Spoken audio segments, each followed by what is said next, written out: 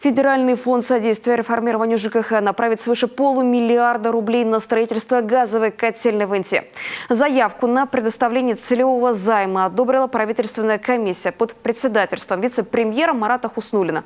Общая стоимость нового теплоисточника – 1,5 миллиарда. Из них 940 миллионов 500 тысяч рублей – собственные средства энергокомпании. Сейчас Т+, завершает проектирование новой котельной.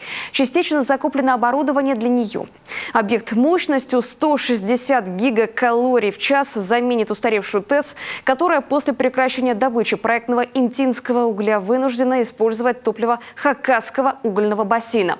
Напомним, на юбилейном 25-м Петербургском международном экономическом форуме глава Коми Владимир Уйба и генеральный директор ПАО Т+, Андрей Вагнер подписали соглашение о сотрудничестве.